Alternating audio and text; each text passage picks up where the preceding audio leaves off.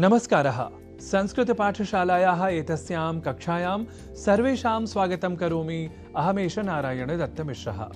अक्षरों, शब्दों और वाक्यों से संबद्ध शुद्धि और अशुद्धि का संज्ञान हमें हो और हम यह सब कुछ समझकर शुद्ध प्रयोक्ता बन सकें, अर्थात संस्कृत के संस्कृतत्व की संरक्षा कर सकें। एतदर्थी हम आपके समक्ष शब्दों और वाक्यों को अभ्यास के उद्देश्य के साथ लेकर आते हैं।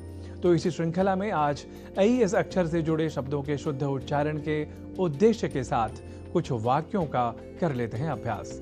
एक शब्द है ऐतिहासिक, जिसे हम अनवधानतावश या प्रादेशिकता के कारण ऐतिहासिक लिख और बोल जाया करते हैं।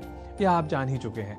तो ऐतिहासिक शब्द का शुद्ध उच्चारण और भी दृढ़ हो, एतदर्थ कुछ वाक्यों का अभ्यास कर लेते हैं। वाक्य है सर्वविधम ऐतिहासिकम काव्यम मत्प्रियम, अर्थात सभी प्रकार के ऐतिहासिक काव्य मुझे पसंद हैं।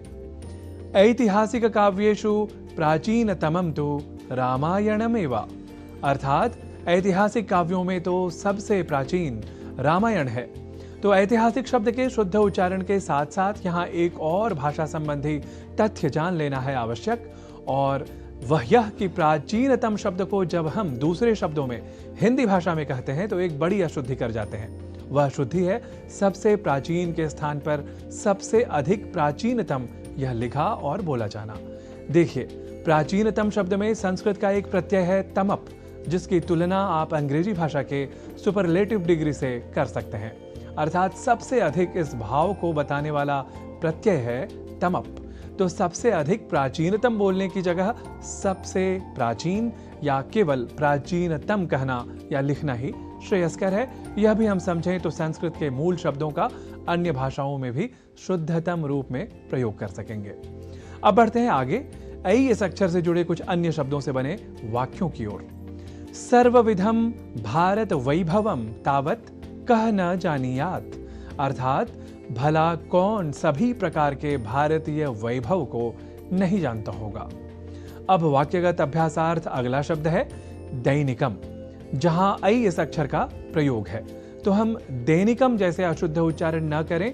एतदर्थ दो वाक्यों का कर लेते हैं प्रयोग।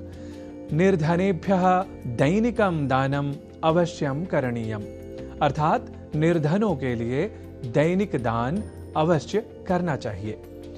दैनिकम वार्तापत्रम तु सर्वैः पठनीयमेव, अर्थात दैनिक समाचार पत्र तो सभी के द्वारा पढ़ा जाना ही चाहिए।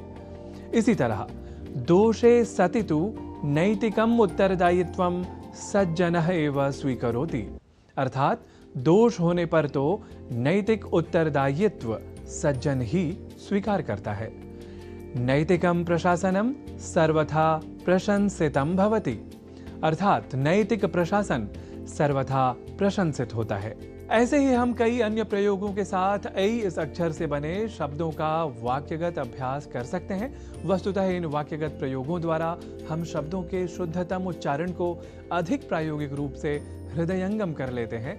यह एक वैज्ञानिक और सर्वस्वीकृत तथ्य भी है। तो आप ऐसे ही अन्य उदाहरणों के बारे में स्वयं भी विचार करें और फिर करते रहें अभ्यास। इसी सत्परामर्श के साथ पुनरपि आगमिष्यामि इति सूचयन् नमामि सर्वान्।